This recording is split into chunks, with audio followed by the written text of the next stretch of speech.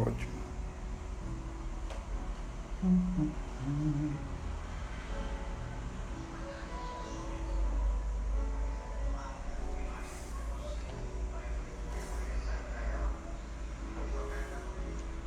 Boa noite, Neuza. Boa noite, Vanusa. Boa noite, Consa.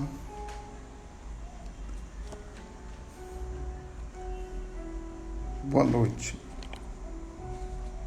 Tá ótimo.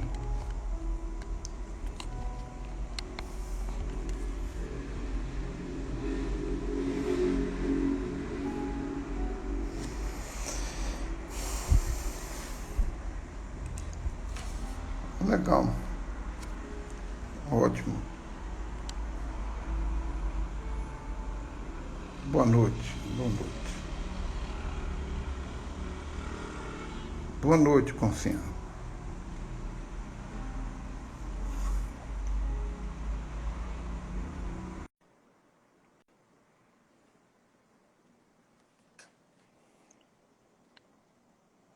Aguardando Vanusa, o Estevão, para a gente fazer o trabalho. Opa!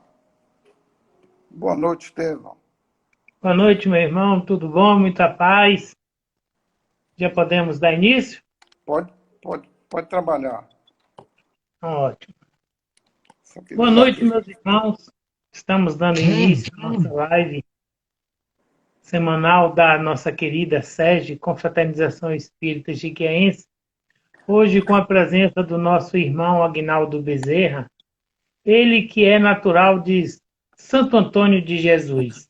Ele atualmente reside em Salvador, Bahia. É trabalhador da Mansão do Caminho na área de assistência social. Quero aproveitar esse momento para fazer um convite. Convido a todos para estarem conosco na próxima sexta-feira, dia 19 de novembro, às 20 horas, no canal do YouTube, onde estaremos recebendo nosso irmão Jorge Elahá, que falará sobre mortes coletivas. Como o Espiritismo explica essas tragédias. E agora nós vamos fazer uma leitura preparatória, que é desse livro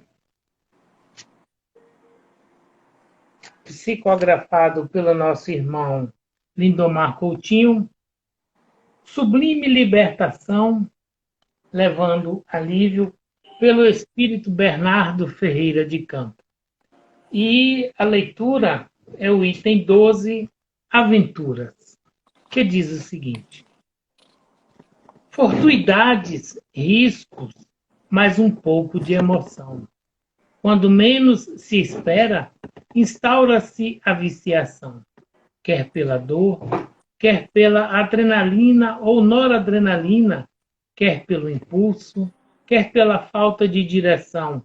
Ainda assim, não se pode esquecer de que toda ação gera igual reação. Se criança ou não, não se pode esquecer do ser que é em evolução. Marche para o progresso, buscando a própria ascensão, evitando os riscos dos momentos tão rápidos, mas que causam grande desarrumação. Na terra, no mar ou no ar, não se deve pensar sem vigiar, para, cuidando das situações, não se permitir ficar à deriva, como navio sem controle, indo para lá e para cá. Se você já sabe o certo, na própria consciência, por que aventurar? Correr risco de vida, obrigando-se a reparar. Então, meus irmãos, depois dessa leitura breve, nós vamos agora fazer a nossa prece inicial. E nós vamos pedir a Jesus, mentor espiritual do nosso planeta Terra, mentor e governador do planeta Terra, que ele possa continuar nos abençoando, nos dando esta paz que ele tem nos dado. Que ele possa continuar mantendo essa equipe de espíritos que nessa pandemia, segundo Divaldo Franco, através do espírito Bezerra de Menezes, diz que foi enviado para a Terra uma grande leva de espíritos evoluídos para prestarem socorro nessa época de pandemia. Então, não estamos à deriva. Estamos, sim, sob o controle do nosso querido Mestre Jesus e nossa Mãe Maria Santíssima. Então, que eles possam continuar nos abençoando, colocando seus mantos sagrados sobre todos nós, para que possamos continuar nesta jornada, aprendendo e evoluindo. Mestre Jesus, que tua paz, que tua luz, que tua bênção esteja conosco hoje e por todo sempre. E vamos agora passar a palavra para o nosso querido irmão Aguinaldo Bezerra, que já residiu aqui em Jiquié e que participamos tanto, hein, mestre? Estudo, Exatamente. de palestra, de tudo. Então, o mestre Aguinaldo ele vai nos falar sobre o tema morte, começo ou fim. Mestre, a palavra é sua e a prece final também. Muita Amém. paz e tudo de bom para todos. Então, bom, pessoal, se tiver dando algum defeito assim, em termos de sonoridade, vocês me avisem, que eu vou trabalhar aqui.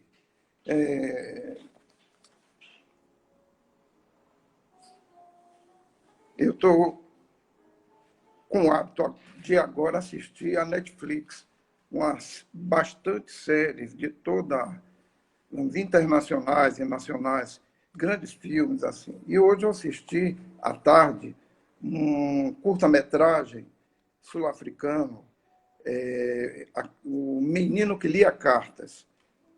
Uma coisa muito emocionante, bonito, né? Uma criança cujos pais estão no processo de separação, são negros, afrodescendentes, e residem na chamada Cidade do Ouro. Certamente é alguma mina de ouro que tem lá na África do Sul. Então, os pais estão no processo de divórcio, de separação, e a mãe decide levar um menino para o interior da África do Sul para residir com a sua avó, a mãe da criança, né? E é uma criança mais ou menos de seus 9, 10 anos, mas muito inteligente, e que sente o impacto, primeiro, de ter que sair de uma cidade para ir para uma zona rural. Segundo, o porquê, a questão da separação do pai e da mãe.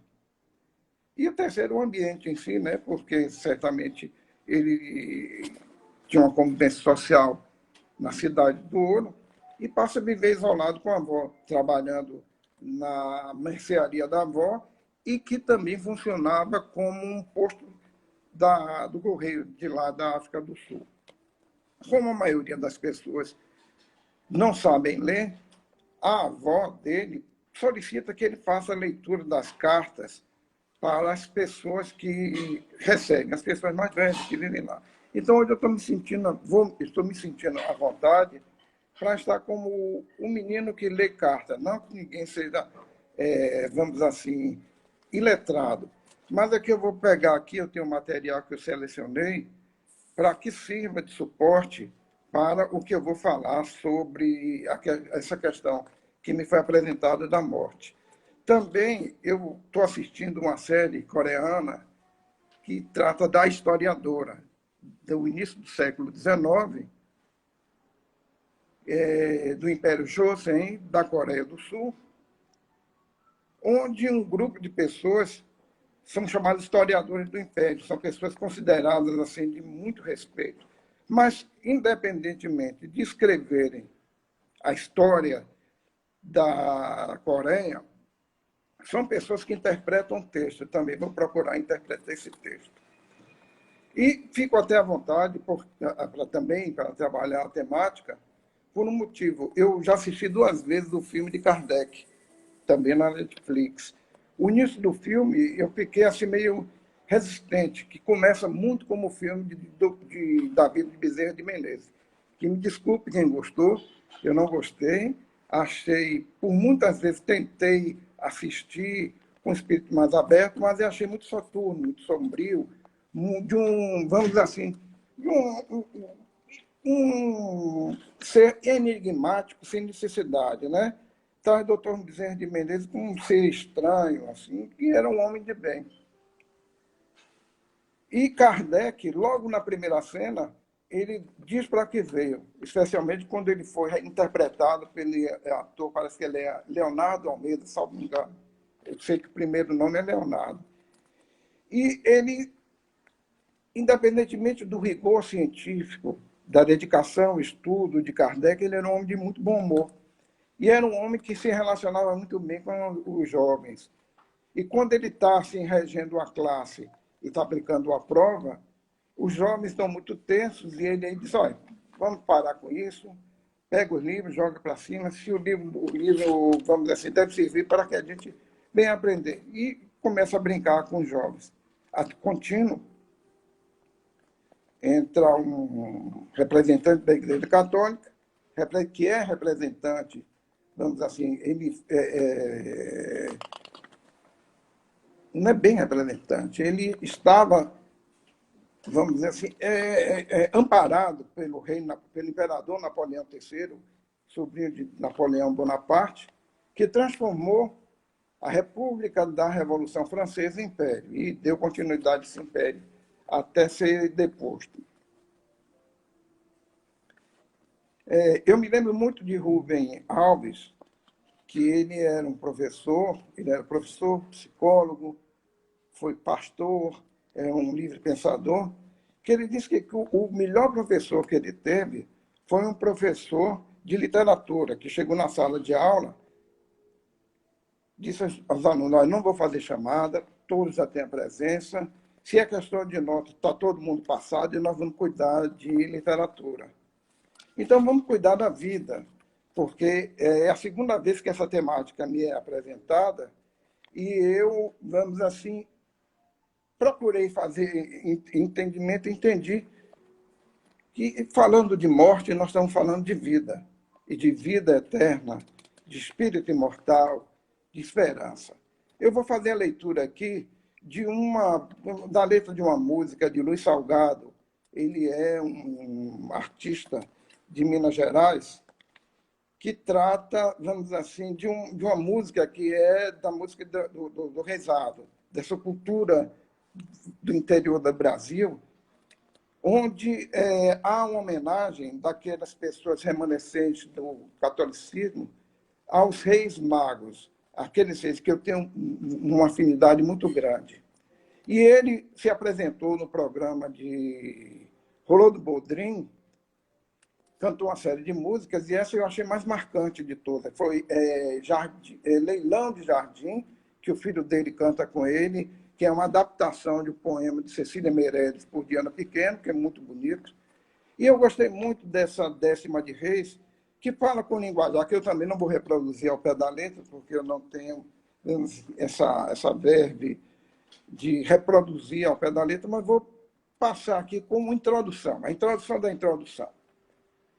Ele começa a cantar a música e que eu vou declamar a letra da seguinte forma. Com a fita amarela eu canto, para espantar os mal-olhados. Com vermelho encarnado eu retiro todos os quebrantos. Com azul da cor do manto da nossa Virgem Maria, eu combato as arrelias.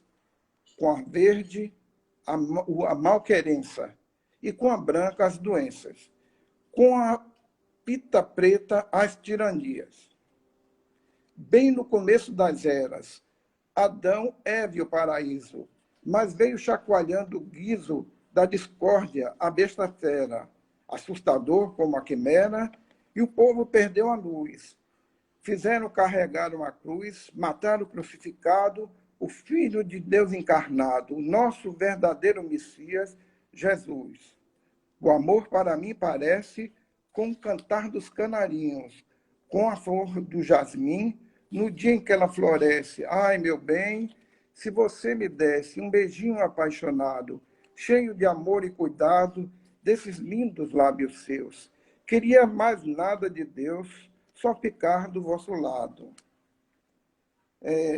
Eu peço que Jesus nos ilumine nesse sentido, desse trabalho de hoje, e que a gente alcance as pessoas, dando assim no lado mais puro, mais singelo. Porque tratar do fenômeno morte, que é extremamente doloroso, e, francamente, eu não tenho fórmula para ninguém, vamos dizer assim, fórmula pronta. Eu tenho sentimentos muito próprios, que todas as pessoas têm, naturalmente, mas também tenho a leitura e a convivência espírita. Uma oradora, lá, eu acho que foi em 2001, 2002, no mês de Jesus, ela era de Vitória da Conquista, mas dava aula em Itaberaba, Conquista e Salvador. E lá no Centro Espírita Allan Kardec, ela começando a trabalhar sobre a questão da mediunidade, ela disse o seguinte: olha só, as nossas crianças, os jovens que vivem nas periferias, convivem muito com o fenômeno da mediunidade com muita, vamos dizer assim, muita liberdade, com muita tranquilidade, sem muito drama. Não faz drama com a mediunidade, porque nós somos herdeiros, aí eu estou acrescentando, nós somos herdeiros de indígenas, somos herdeiros de africanos, e nós temos toda uma cultura e uma religiosidade, uma prática mediúnica ou um mediunismo, e até animista. Então, as relações entre o mundo extrafísico e o mundo físico, aqui no Brasil, e especialmente na Bahia, se dão de uma forma muito natural. Embora esse é uma coisa que até não vou dizer que me assusta, mas me causa assim, espanto, é ver pessoas que têm uma mediunidade prodigiosa, médios espetaculares, mas em função da educação, da nossa educação coletiva, da educação familiar, serem absolutamente materialistas. Pessoas que têm a clarividência, pessoas que passam, dando assim, informações do outro mundo, pessoas que têm todo um sentido intuitivo, mas ainda assim resistem a essa questão de, eu falo por mim, se dedicar aos estudos dos fenômenos, vamos assim, do outro mundo que, para nós, fala-se como baiano, tanto individualmente como coletivamente, nossa, vamos dizer assim, nossa estrutura genética, nossa estrutura ancestral, nos remete a uma convivência absolutamente, vamos dizer assim, natural com a mediunidade. Mas isso não nos dá de forma alguma uma relação não traumática. A morte nos causa muito sofrimento, a morte nos causa muita dor. Mas a vivência espírita, os estudos da doutrina espírita, nos permite ter uma resignação mais, vamos dizer assim, mais intensa face a esse fenômeno da morte. Eu tenho 62 anos, vou fazer 63, perdi meus pais tem algum tempo, e a perda de pais, assim, dos nossos genitores, ou de amigos, alguns amigos, muitos amigos que se foram, alguns nessa pandemia, foram muito traumáticos, foram muito sofridos. Gilberto Gil, ele fala que não tem medo da morte, ele tem medo de morrer. A maioria das pessoas tem medo dessa passagem, né? Da passagem da carne, da encarnação, para o espírito liberto. Nós temos memórias ancestrais, nós temos memórias de reencarnações, nas quais nós tivemos reencarnações com muita dificuldade e tivemos encarnações muito sofridas. Eu acredito que, por isso, individualmente, isso seja muito assim, doloroso, mas o que dói mais é o sentido de solidão, é a partida do ente querido, é o vazio existencial que fica. Essa é a parte assim, que eu acho mais importante ser trabalhada.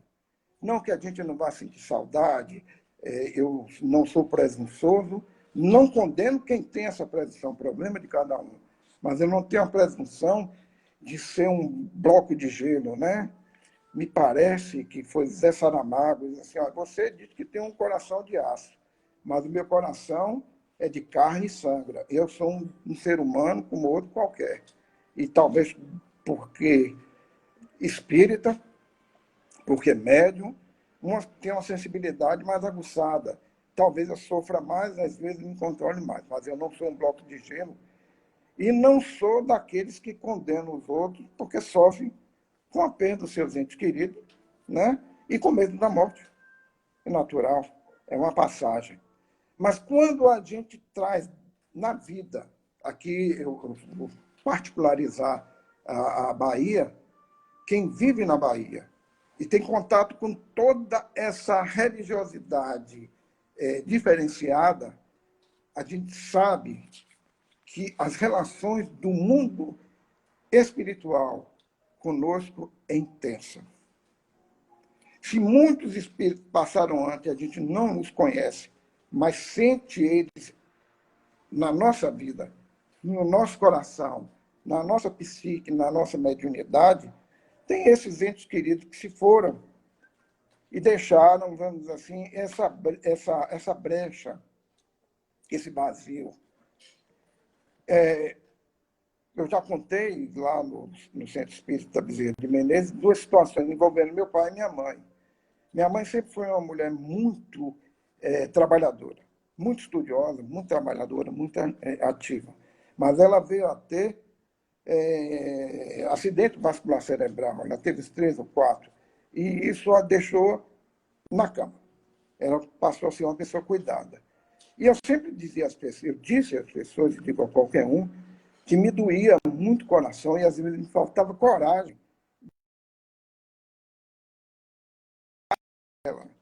Porque doía muito, vamos dizer assim, na minha emocional, ver uma pessoa que lutou a vida toda. Minha mãe era uma mulher muito bonita, uma mulher muito inteligente, e ver uma pessoa naquela condição cuidada. Mas aí eu dizia assim, eu sou espírita, eu tenho que ir lá, e às vezes nem dizia que era espírita. Eu dizia assim, eu sou filha, eu tenho que ver minha mãe, e ia. Então, com o que eu alcancei na vivência espírita, eu também procurava fazer a diferença. Sentava com ela, porque quem tem AVC passa a ter, vamos assim, lapso de memória, e a memória mais remota é que muitas vezes a pessoa tem alcance, a memória mais atual, ela se distancia da consciência da pessoa que sofre esse tipo de acidente, tem as doenças cerebrais e que afetam a memória. E eu sentava com ela, pegava na mão dela, a gente pouco pegou nas mãos. Minha mãe deve ter pego muito minha mão quando era criança. Mas como ela trabalhava muito, ela pouco tinha a oportunidade de pegar na gente. Eu pegava nas mãos dela, a gente conversava. Como eu tenho uma memória assim, razoável para boa, de fatos muito remotos, eu chamava ela, chamava a memória dela, a gente conversava, algumas fatos ela não percebia, outros ela resgatava. E no final, eu fazia, disse assim, minha mãe, vamos orar. Eu vou orar, eu vou fazer aquelas orações que a senhora me ensinou. Fazia a Ave Maria, o Pai Nosso, fazia a oração ao anjo guardião. Lia um trecho do Evangelho e dava um passe nela e ia embora. Saía mais confortado, porque fiz alguma coisa, tinha feito alguma coisa por minha mãe, porque meus irmãos cuidaram muito bem dela. Minha mãe se foi. E eu senti, no dia que ela faleceu, eu senti muito. E depois eu fui me acalmando, as emoções foram se acerenando, e aí eu me lembrei assim, poxa, mas agora minha mãe vai para o outro lado. Como foi uma pessoa íntegra, acredito que vá para um reduto espiritual, onde meus avós perdam, ela vai ser devidamente cuidada. Todas as deficiências que ela tem, ela pode trazer na outra encarnação, mas pode muito bem recuperar no mundo espiritual. E aí ela vai ter a oportunidade de ter outra infância, outra adolescência, outra juventude. E se eu tiver mérito, gostaria de ser novamente filho dela. Mas se não tiver o mérito, que ela tenha uma vida nova. E isso me acalentou o coração e fiquei mais tranquilo, porque eu tenho certeza da imortalidade da alma. Meu pai era um homem muito dinâmico, militar, por aí vai, apareceu com um probleminha no intestino, e como era um homem muito agitado, ele foi logo fazer a operação, e a operação não foi bem sucedida, ele veio a óbito também. Mas eu fiquei pensando assim, meu Deus, meu pai foi, e o que aconteceu? Mas eu me lembrei que a família de meu pai tem a tendência a diabetes. E eu tive um tio que ele tornou-se diabético e que no dia que ele cegou, ele ficou cego, né? Ele perdeu a visão, ele se retirou do mundo. Ele deitou na cama e nunca mais levantou. Ele ficou anos na cama. Eu pensei assim, poxa, eu acho que Deus foi muito bom com meu pai, que não permitiu que ele passasse por uma situação dessa. E também, novamente, pensei, foi um homem que procurou trabalhar dentro das limitações dele, foi um homem honesto, criou todos os filhos, ele teve filhos extraconjugais, ele deu conta de todos os filhos, ele vai ter a oportunidade de uma vivência nova. Esse filme de Kardec, ele me, vamos assim, estimulou muito, vamos dizer assim, me deu uma visão muito positiva de Kardec e de como ele foi heróico. Porque ele morava na França, apesar, vamos dizer assim, daquele fenômeno das mesas girantes, que eram muito vulgarizados, e eles foram até usados de uma forma de charlatanismo, a ele chegaram esses fenômenos, e mesmo com toda a resistência intelectual, racional dele, ele foi sendo envolvido junto com sua esposa, Amélie Gabrielle Baudet, que o acompanhou nessa, vamos dizer, não numa aventura, pode ser uma aventura para o deleite, mas uma jornada de muita responsabilidade, de muita rudeza e de descobertas assim, extremamente profundas. E ele vai como, vamos dizer assim, como um grande educador, mas como um homem de coragem, a fundo, na busca do saber da relação deste mundo nosso físico com o mundo extrafísico. E vamos dizer assim, nos brinda, junto com o grupo de Espírito de Verdade, e daquelas médiuns extraordinárias que acompanharam, uma obra que codifica tudo que está na natureza. Ele codifica o que está na natureza. E no início do filme, eu até copiei, uns dizem que está no dômen, né, da sua sepultura, no cemitério Père Lachaise, parece, lá em Paris, mas ele reproduz essa fala. Ele diz o seguinte: o espírito de verdade tem razão. Estamos diante de uma nova e definitiva revolução. Não nascemos condenados em contagem regressiva para o túmulo. Nascemos e renascemos sem cessar, para que possamos crescer e evoluir. Esta é a lei. Para que aprendamos a perdoar e sermos perdoados, amar e sermos amados. Palavra de Kardec no filme, que é nascer, morrer, renascer, progredir sempre, essa é a lei. Se veio de Kardec, ou se veio de algum espírito, o que vale, vamos dizer assim, é a máxima. E a máxima representa justamente uma lei da natureza. A reencarnação é ainda no Oriente, e era no Ocidente, ou na Eurásia, mas basicamente no Ocidente, no Império Romano, uma lei da natureza. Mas Teodora, parece que é esposa de Justiniano, parece que o nome dele é Justiniano Imperador, era uma ex-meretriz, uma pessoa que vendia as ilusões do corpo. E foi guindada ao cargo de imperatriz do Império Romano.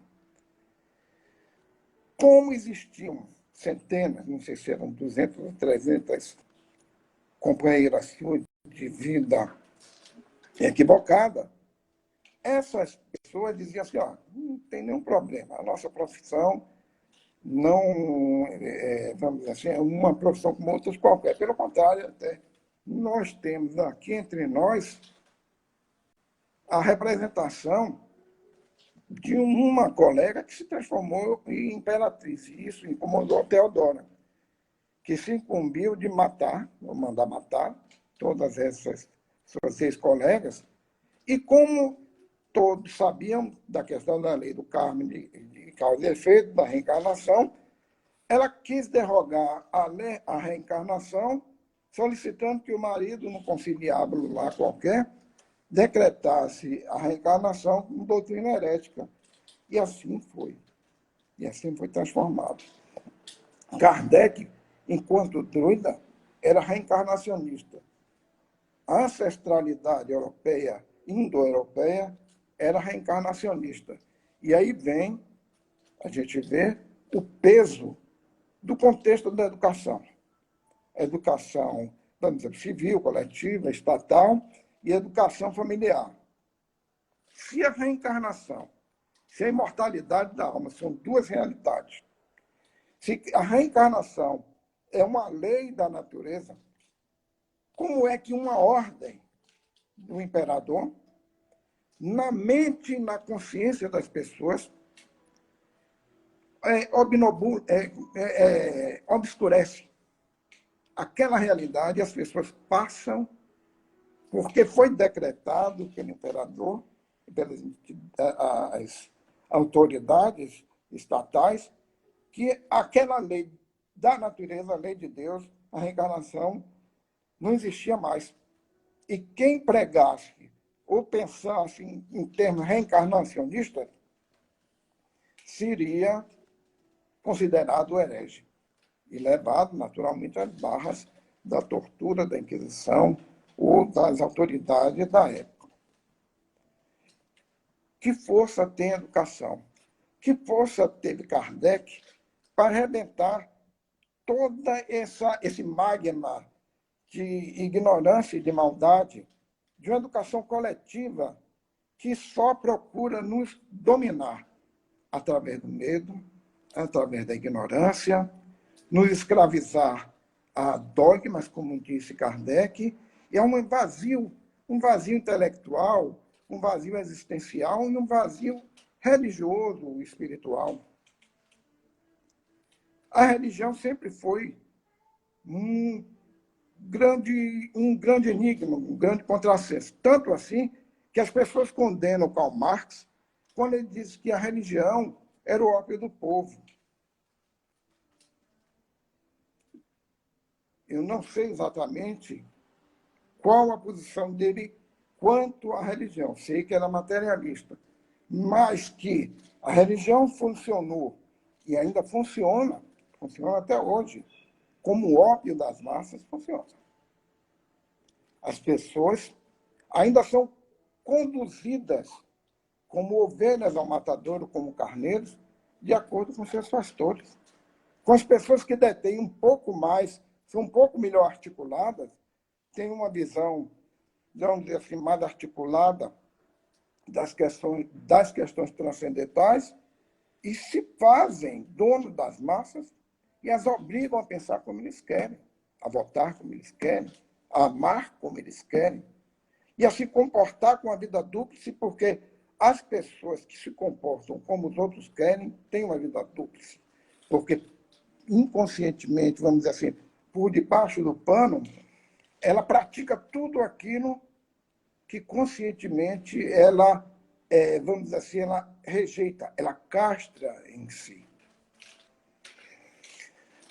Eu vou dar uma lidinha aqui também num trecho de Freud, porque quando se fala de morte, eu me remeto também a Freud na questão da pulsão de vida e da pulsão de morte, daquela dicotomia ou do embate entre Thanatos, o Deus da morte, a morte, e Eros, o deus da vida, isso sob o panteão grego. Eu não vou me aprofundar bastante, mas eu vou falar aqui, a partir da leitura que Freud faz das relações da época também, que a gente tem que fazer uma leitura da época em que ele escreveu, com o momento de ascensão do nazismo, que ele foi uma pessoa perseguida pelo nazismo, ele foi vendo ali, eu acho que na Áustria, ele foi vendo como as coisas iam se arrumando, como foram se estruturando, de forma que se transformaram nesse monstro que foi o nazismo. Então ele olha o homem, vamos dizer assim, sob o aspecto da pulsão de vida, Thanatos, e a pulsão, perdão, Eros, e a pulsão de morte, Thanatos, esse conflito, vamos dizer assim, a partir da sexualidade, porque tem também outro preconceito, assim, uma grande ignorância em falar de Eros e de sexualidade.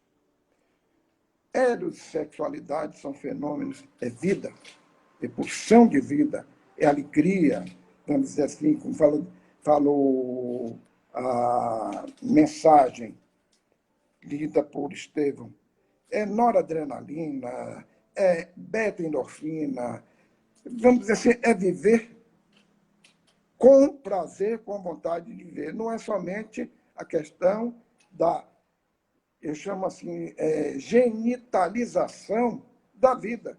A genitalização do sexo, a genitalização de eros, de erótico, de vida. Há uma fuga justamente pelos conflitos religiosos, por toda a estrutura ancestral que nós temos, que somos estruturados, nós não conseguimos ver, ou alguns conseguem ver, com pureza a questão do Eros. Como muita gente não vê também com bons olhos a questão da morte, que é um portal para a vida. É um portal para a dialética do mundo, na dialética, para o mundo extrafísico, onde nós temos vida. E, segundo os Espíritos, a vida verdadeira, cuja nossa encarnação, o nosso mundo material, é somente uma reprodução tosca. Lá nós temos a oportunidade de crescer. E eu fico assustado como tantos espíritos saem daqui, porque isso todos falam, especialmente Joana de Ângeles fala, quem morre hoje, quem desencarna hoje, quem passa de um lado para o outro hoje, sem nenhuma intenção de se depurar, de se burilar, de se melhorar, vamos dizer assim, de abrir o coração, de ter eros, vida, alegria em si, passa, por outro lado, uma pessoa obscura, sombria, e que fatalmente ou será alguém que se obsidia, algum espírito que se obsidiará alguém, e que nem sempre no além se predisporá para se educar. Terá que retornar à carne, hoje, assim, ou talvez outro mundo, um mundo inferior, conforme os espíritos, para evoluir. Mas nem todos os espíritos, inclusive aqueles chamados espíritos de escola, eles passam para o outro lado também levando sua carga de preconceito. Uma mente aberta, por um lado, mas também uma boa carga de preconceito que dificilmente ele se despede. Então, essa riqueza dialética de abrir o portal da morte como um portal para a vida, vamos dizer assim, é o grande trunfo de Kardec, é o grande trunfo do espírito de verdade que trouxeram para nós. E Freud, apesar de ser materialista, e de fazer uma visão do mundo a partir dessas pulsões, dessas emoções, dessas energias, vamos dizer assim, dessas virtudes, dessas potências que nós temos na sexualidade, que nem sempre será desregrada. Nós temos a tendência ao desregramento sexual, mas muita gente também tem uma boa tendência a ter uma sexualidade regrada, equilibrada, erótica, de vida. Não é isso mesmo? E ele faz estudo científico e passa, materialista é mesmo, mas ele passa uma visão muito nua e crua do ser humano à época, que eu vou dizer uma coisa para vocês, infelizmente, eu digo que ele está atual, infelizmente. Nós temos pessoas fantásticas, Nós tivemos o período de Freud, atravessando o período nazista, da Segunda Guerra, das guerras, dos conflitos que nós tivemos até hoje, desse mundo, vamos dizer assim, tão contraditório que nós vivemos, do mundo pandêmico, da pandemia da doença, vamos dizer assim, viral, física, mas também uma pandemia de ignorância emocional. Ele é um momento apropriado para quem tem interesse evoluir. Disse Freud, o ser humano é como uma besta que não poupa os de sua própria espécie. O que de realidade por trás disso? Que as pessoas gostam de negar é que o ser humano não é uma criatura branda, ávida de amor, que no máximo pode se defender quando atacado, mas sim que ele deve incluir entre os seus dotes instintivos, também um forte quinhão de agressividade. Em consequência disso, para ele o próximo não constitui apenas um possível colaborador e objeto sexual, mas também uma tentação para satisfazer a tendência à agressão, para explorar o seu trabalho sem recompensá-lo, para dele se utilizar sexualmente contra a sua vontade, para usurpar o seu patrimônio, para humilhá-lo, para infligir-lhe dor, para torturá-lo e matá-lo. Homo homini lupus, uma expressão romana repetida por muitos filósofos, inclusive Thomas Hobbes, do Leviatã. O homem é o lobo do homem. Freud, no seu livro, parece Os Males da Civilização. Então, eu tenho 2 netos, eles saíram nesse instante daqui de casa, nós passamos a tarde aqui, almoçamos juntos. E como são 2 crianças mais ou menos da mesma idade, eu me preocupei em dizer assim, ó, a família de minha nora é católica, mas nós somos espíritas. E a gente tem assim, a necessidade, como Deus me permitiu, eu estar em Jequié e conseguir evangelizar meus filhos, no Bezerra de Menezes e em casa especialmente, eu me sinto na obrigação agora de passar alguma coisa para os meninos que eu não sei como vai ficar essa questão de evangelização, se vai para catecismo, não sei como é que vai ficar. Mas eu tive a necessidade de assim, eu preciso de uma literatura para que eu possa acompanhá-los no processo de evangelização. Não dá para, nesse mundo que nós vivemos, deixar criança nem nenhum ser humano solto. Já passamos do tempo, dizer assim, não, vamos dizer assim, sexo, droga, de rock and roll, caminhando contra um vento, infelizmente, nós não temos mais essa liberalidade, não temos mais tempo para isso. As pessoas precisam ser instruídas.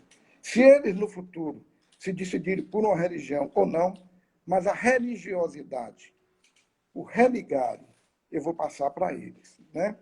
E aí eu, procurando alguns dos meus livros, comecei a dar uma olhada, tem alguns livros, vamos dizer assim, infantis, eu passei compulsivamente, antes deles nascerem, foi uma coisa interessante, a adquirir livros infantis, de histórias, assim, para essa leitura, vamos dizer assim, vamos dizer assim, né, ética e no deleite da leitura.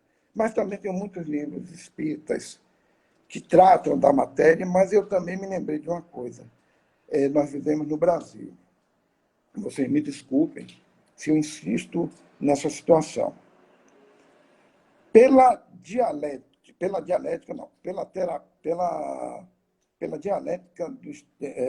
histórica, pelo materialismo dialético, o mundo social, ele progride, evolui através dos embates entre os seres humanos. E a forma como é conduzida a economia e como é apropriada a força de trabalho das pessoas mais fracas. Então, nós tivemos, segundo essa teoria, assim, um mundo onde havia uma vida comunal. Todos compartilhavam de tudo. Depois, uma revolução agrícola, revolução urbana, houve a transformação de pessoas livres em escravizadas. Foi o período da escravidão por muito tempo. Depois veio o feudalismo, com a figura do senhor feudal e o servo da gleba, que não era exatamente assalariado, mas eram pessoas que já não estavam mais na condição de escravo. E depois, através da Revolução Industrial, as pessoas passaram a ser assalariadas. Inicialmente, eles recebiam uma contraprestação pela prestação de serviço. Paulatinamente, essas relações, vamos dizer assim, econômicas e sociais passaram a se transformar em regramento jurídico, daí veio o direito do trabalho. Eu não vou me aprofundar muito nisso, não. Mas, para a teoria do materialismo dialético, havia uma relação de tese, antítese e síntese. A convivência econômica, política, social se deu e se dá na sociedade em conflitos entre pessoas poderosas e pessoas mais fracas, entre um contingente gigantesco de pessoas fragilizadas e pessoas muito fortes, muito poderosas. Então, a escravidão, depois foi o feudalismo, e da luta entre escravidão e feudalismo surgiu a Revolução Industrial, e que daí deu nascimento à experiência de um socialismo que ainda não se consolidou, e eu não vou me aprofundar também nisso aí. Mas eu tinha uma visão muito pura de que na luta entre a escravidão e o homem livre, nasceu o feudalismo, teria somente dentro do feudalismo a relação entre escravidão e homem livre. E quando o feudalismo entra em choque com o trabalho, vamos dizer assim, remunerado, passa a existir a relação feudal com relação contratual, remunerada, do trabalho da Revolução Industrial. Mas uma pessoa me chamou a atenção, mas ainda existe a escravidão.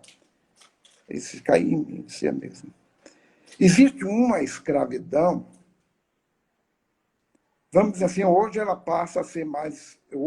Nós vivemos um momento onde ela é muito mais exposta. Mas, por muito tempo, ela se deu de uma forma, vamos dizer assim, dissimulada. Mas a escravidão sempre existiu. E o Brasil é um país que, infelizmente, isso repercute no mundo espírita, isso repercute nas relações de obsessão e desobsessão, de cura e de doença, de morte e de vida na nossa nação brasileira. As pessoas se comportam, muitas vezes, em relação às outras, dentro de casa, com seu filho, com sua esposa, com seu esposo, com o seu subalterno assalariado ou seu diarista, como se fossem escravos.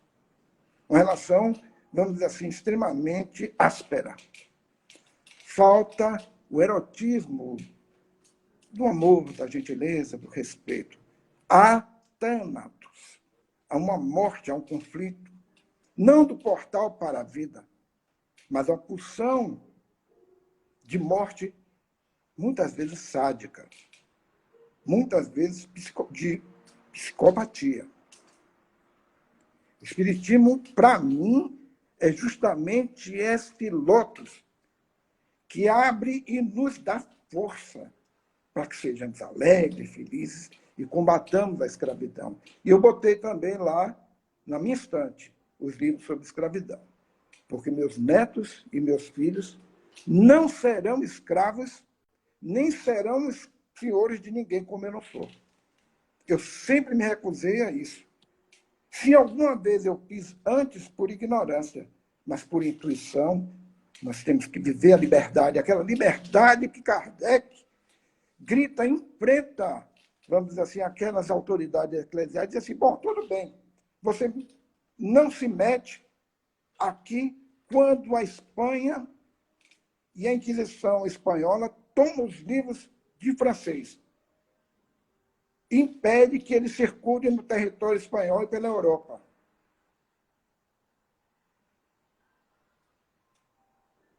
Eu até me esqueci do que eu estava falando, empolguei como que... Impede pela Europa. Mas onde estão a liberdade, a igualdade e a fraternidade? Onde estão? Onde esse imperador, que não é imperador, pode conviver com isso? Então, eu prefiro assim, pensar, meus filhos, assim. Mas eu vou só pegar mais aqui. Hoje eu estou como aquele menino que lia as cartas.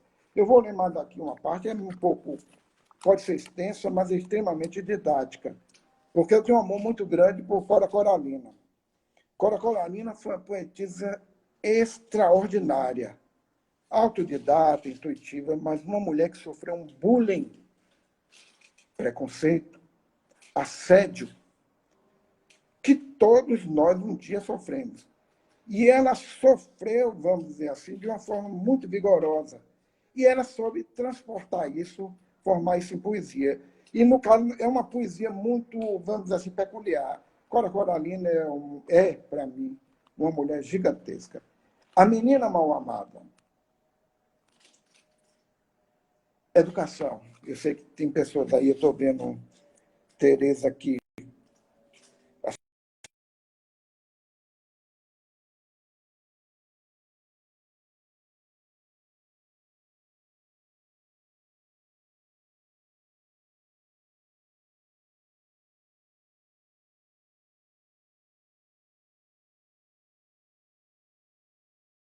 Pessoas que são educadoras, que educam com muito amor.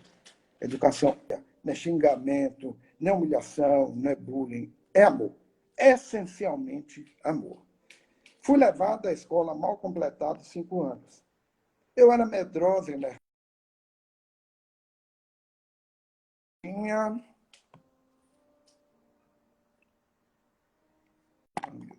Tomara que dê certo aqui.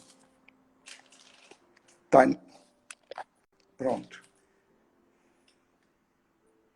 Eu fui levado à escola mal completados 5 anos. Eu era medrosa e nervosa, chorona, feia, de nenhum agrado. Melhorou aí, pessoal? Melhorou? Já destravou aí? Eu vou continuar. Se der qualquer defeito, por favor, vocês me falam. Fui levado à escola mal... Está travando? Posso continuar ou é melhor aguardar um pouco? Vou continuar, viu? Fui levado à escola mal completados 5 anos. Eu era medrosa e nervosa, chorona, feia de nenhum agrado. Menina abobada, rejeitada. Ao nascer, frustrei as esperanças de minha mãe. Ela já tinha 2 filhas. Melhorou? Pode continuar? Pronto. Ao nascer, frustrei as esperanças de minha mãe. Ela já tinha 2 filhas, do primeiro e do segundo casamento, com o meu pai. Decorreu sua gestação com a doença irreversível de meu pai. Desenganado pelos médicos, era justo seu desejo de um filho homem. E essa contradição da minha presença se fez sentir agravada, com minha figura molenga, fortinelas abertos em todo o crânio, fontinelas abertos em todo o crânio. Retrato vivo do velho doente, diziam todos. Me achei sozinha na vida, desamada, indesejada desde sempre. Venci vagarosamente o desamor, a decepção de minha mãe, e valei muito minha madrinha de carregar a mãe Didi.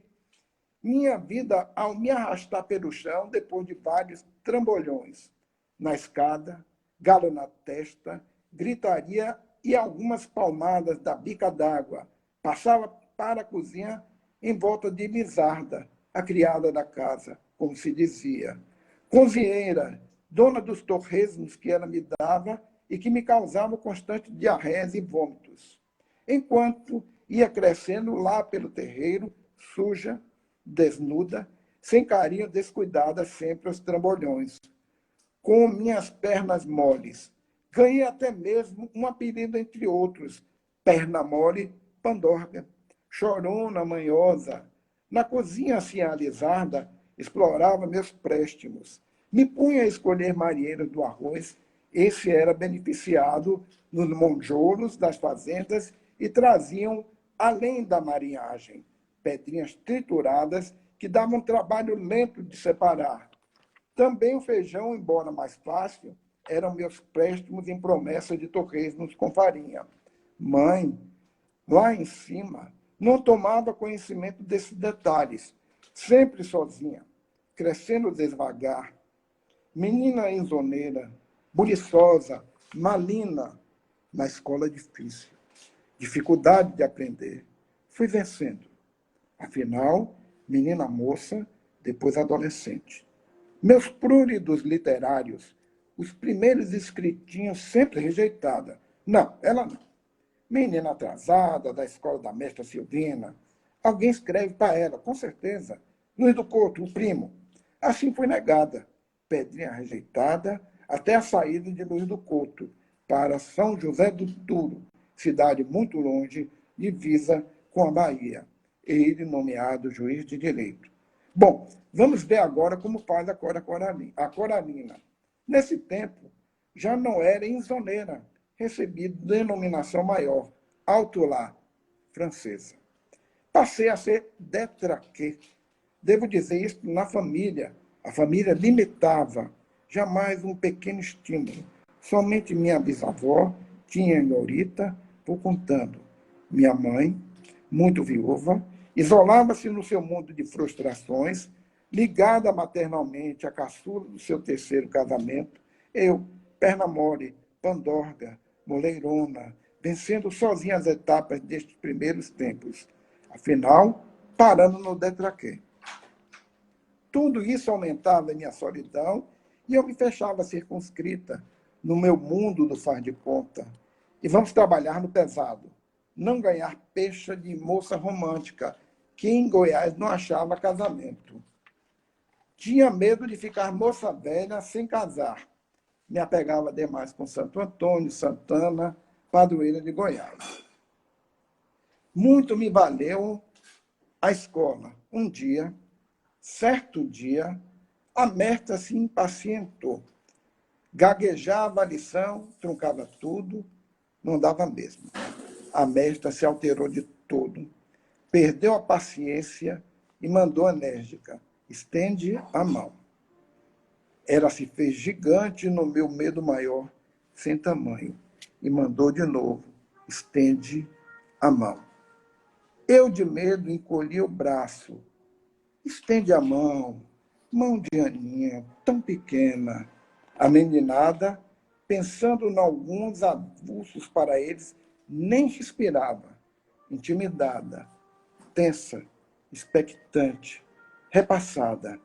Era sempre assim na hora dos bolos, em mãos alheias.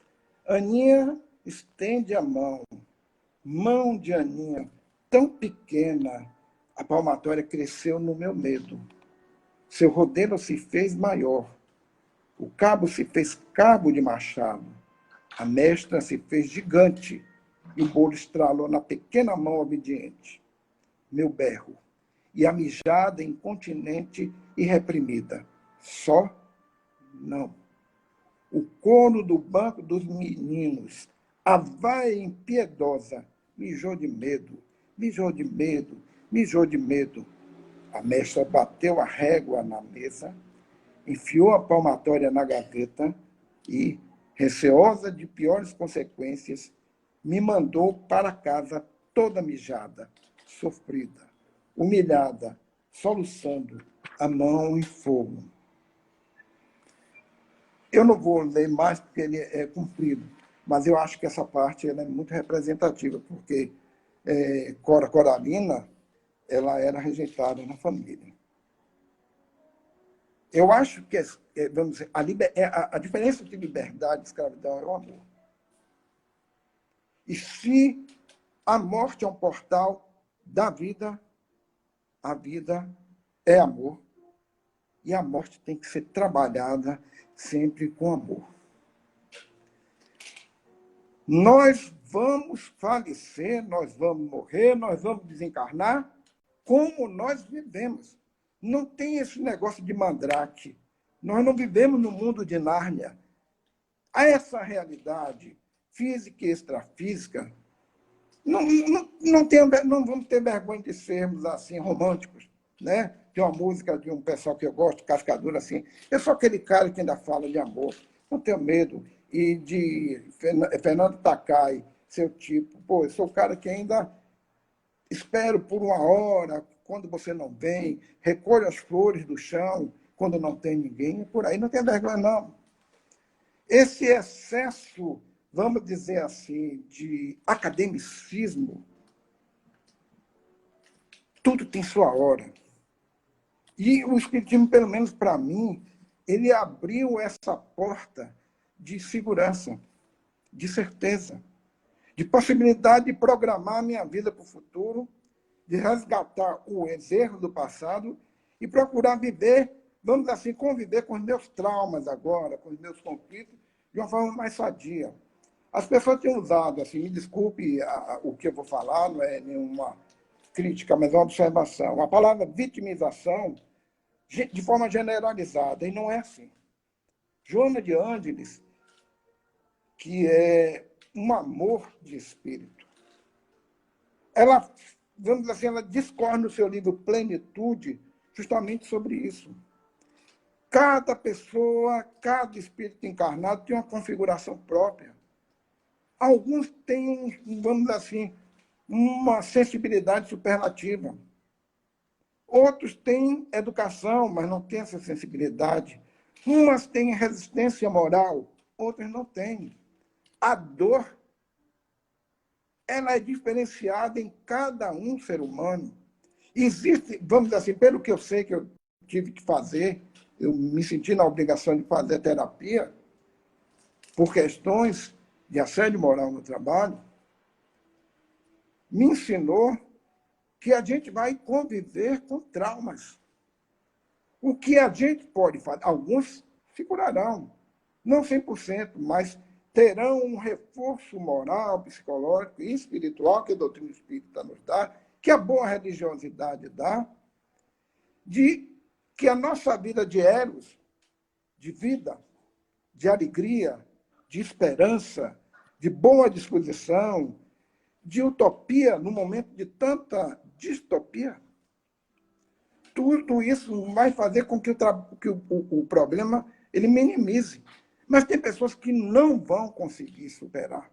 E vão ser pessoas que vão precisar do nosso auxílio, da nossa mão amiga, do nosso abraço, da nossa oração discreta, da nossa receptividade. Isso em todos os quadrantes, na casa espírita, no nosso trabalho, na escola, no nosso lar, no mundo, vamos dizer assim, sociopolítico que nós vivemos, as pessoas são assim. As ciências psíquicas estão avançando. Há, vamos dizer assim, uma busca. Obrigado, eu também tenho esse carinho por você. Há uma busca, vamos dizer assim, de aperfeiçoamento de estudo, as pessoas estão ficando bem. Eu faço uma crítica severa à educação no Brasil, que é uma educação acrítica, alienada. Mas isso não me impede de dizer que nós temos excelentes profissionais na área de psicologia que se formaram por mérito próprio, por estudo, por esforço. Nós temos profissionais nessa área competentes o bastante para nos dar suporte nesse sentido, de empurrar a sociedade para frente, para ser esperançoso. E quando você tem a possibilidade de intercambiar com o mundo extrafísico, de chorar aqueles que partiram, de ter medo de morrer, por que não? Mas tem um momento que a gente precisa deixar de lado o academicismo excessivo. E contar piadas, dançar, amar, sorrir,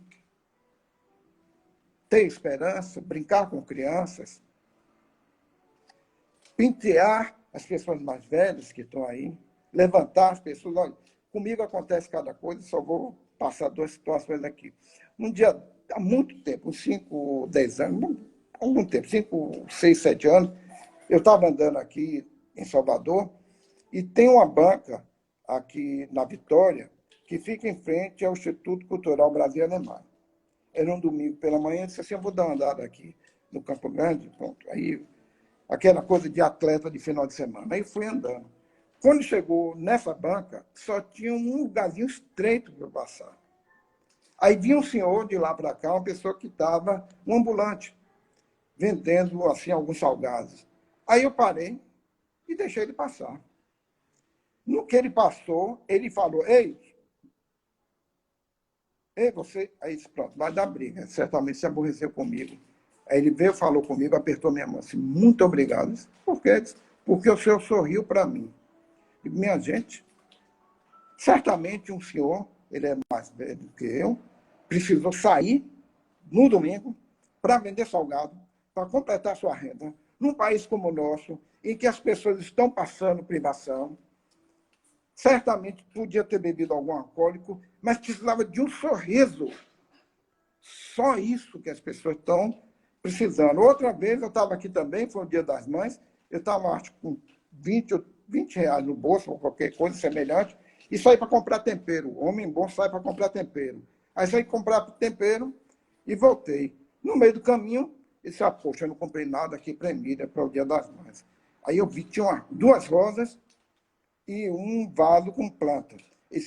Perguntei ao cidadão: quanto é? 20 reais. Ele disse: ótimo, tudo bem. Me dê as duas rosas e me dê o vaso de flores. Quando eu vi assim, vinha passando uma senhora, uma mulher, com o seu amigo, parece que tinha saído do trabalho, disse: ei, moço, me dê essa rosa. Aí eu ia dizer assim: não. Aí uma voz amiga disse: eu quero ver agora o que é que você vai fazer. Ele disse: não, toma aqui a rosa. Eu tenho uma, tenho outra, passa. Essa mulher saiu correndo na rua, abraçou o amigo, gritando: eu ganhei uma rosa, ganhei uma rosa. As pessoas estão precisando de pouco. As pessoas estão precisando de amor. As pessoas estão precisando de atenção.